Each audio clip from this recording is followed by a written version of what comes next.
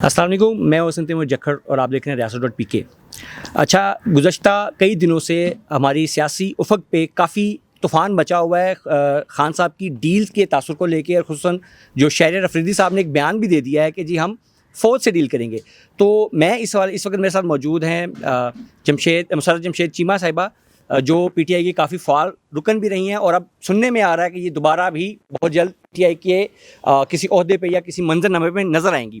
तो मैं उनसे बतौर सियासी वर्कर भी और बतौर उनका जो कैरियर है पीटीआई के साथ, उस हवाले से पूछूंगा कि मैडम हमें बताइएगा कि जो डील का आवाज़ें एकदम से उठना शुरू हो गई हैं कि जी डील हो रही है या डील हम फ़लाँ से करेंगे, तो क्या पीटीआई को इस मौके पे इस तरह के जो बयानात हैं या जो डील का तासुर दिया जा रहा है, ये सूट करता है कि नहीं?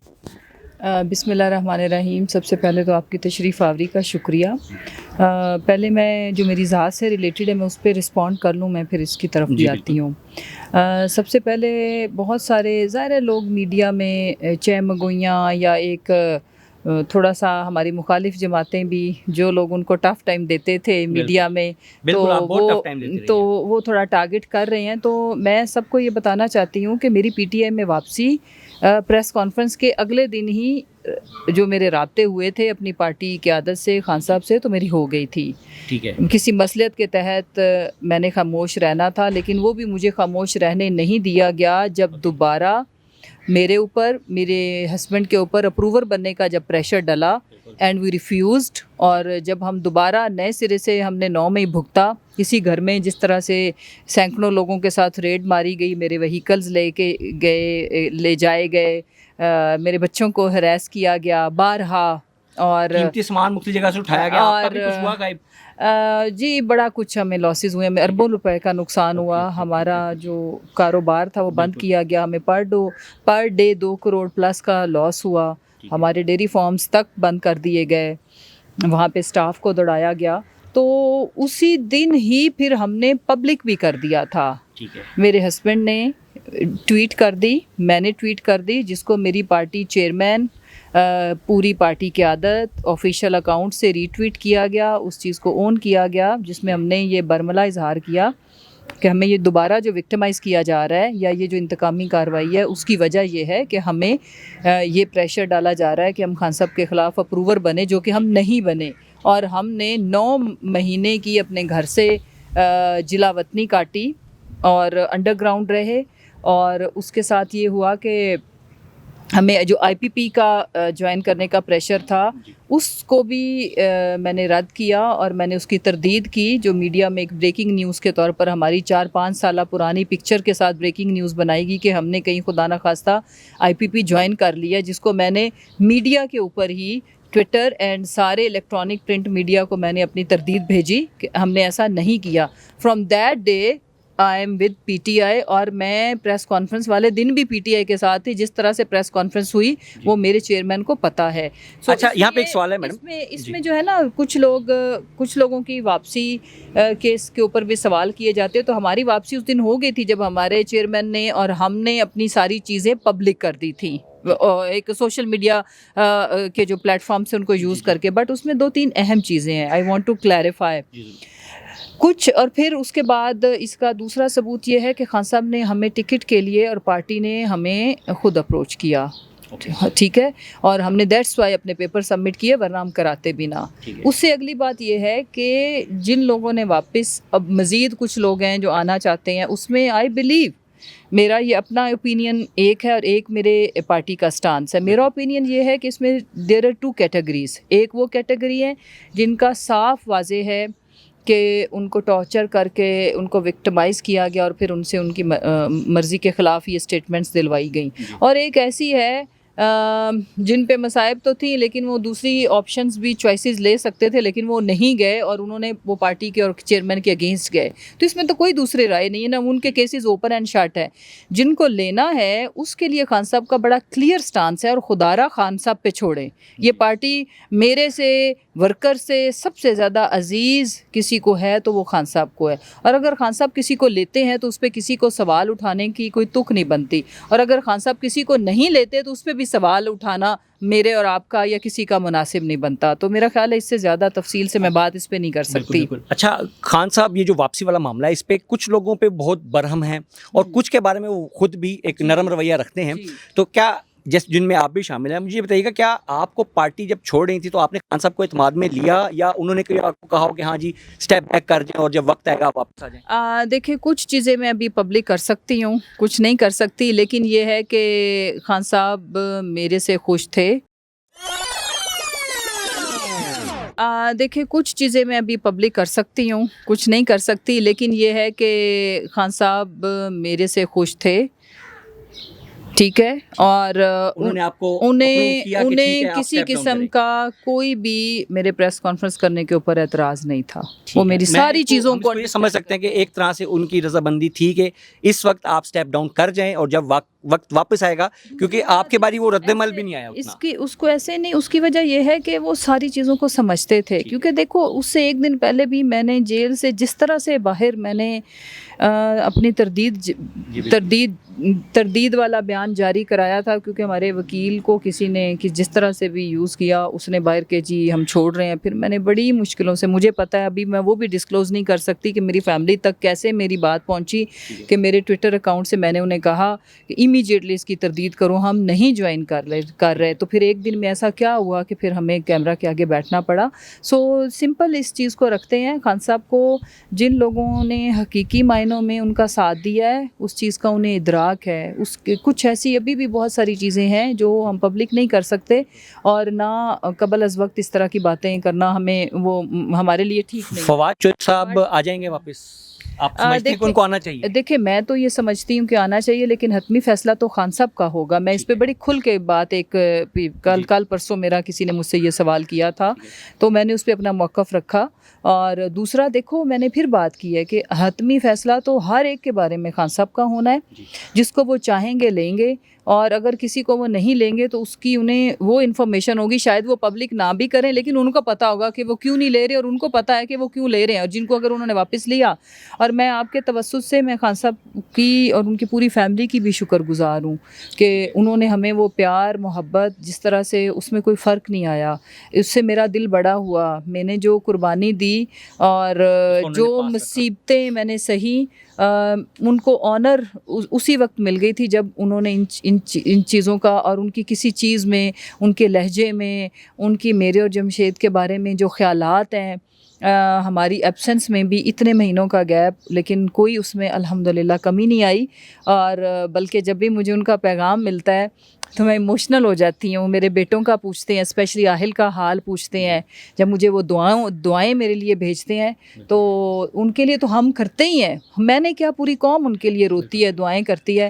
لیکن جب ان کی طرف سے میسج ملتا ہے تو میرا دل بڑا ہو جاتا ہے کہ ہم نے صحیح انسان کے لیے قربانی دی. صحیح انسان کو ہم لیڈر مانتے ہیں، ایک ایسے انسان کو جو آج بھی، جس کو اپنی فکر نہیں ہے، ہم سب کی فکر ہے، اس قوم کی فکر ہے، اپنے پیاروں کی فکر ہے، اور جو اپنی جان کی بھی پرواہ نہیں کر رہے.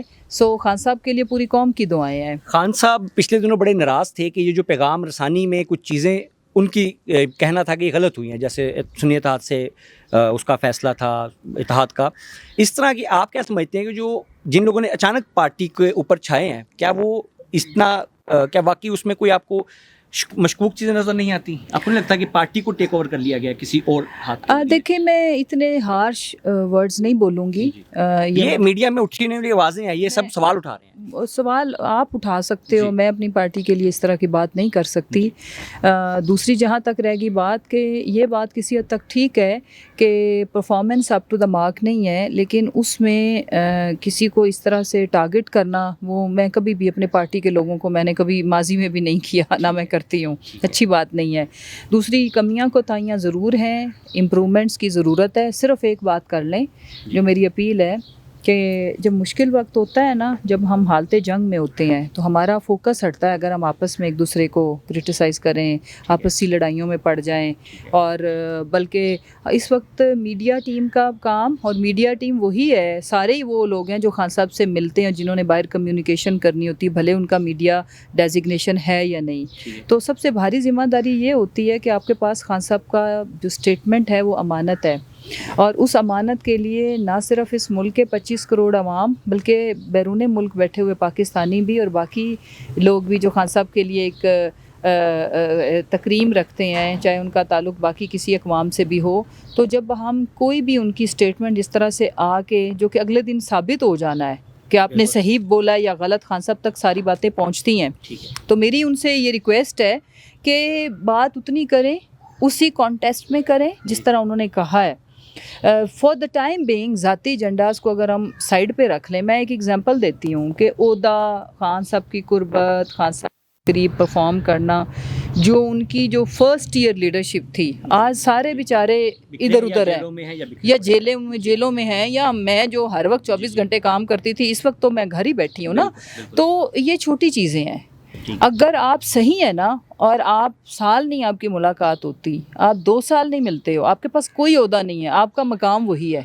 اس چیز کو سمجھیں، مقام اور عہدہ 2 ڈیفرنٹ ٹرمز ہیں. تو جو ان چیزوں کو، جو اپنی عزت کو، مقام کو ویلیو دیتا ہے نا، عہدہ اس کے پیچھے آ جاتا ہے. تو یہ جو جب آپ کنفیوژن پھیلاتے ہیں نا، یہ میں اپنی بات بتاؤں، میں دکھی ہوتی ہوں، میں بہت اپسیٹ ہو جاتی ہوں کہ ہم جیسے لوگ جو سمجھتے ہیں کہ بات کیا ہوئی ہوگی، جن کو ساری نوک پلک پتہ ہے، کیا پتہ ہے، تو وہ کنفیوز ہو جاتے ہیں. باقی لوگ جو آپ کو سنتے ہیں نا، ان میں مایوسی پھیلانے کا کام بند کریں.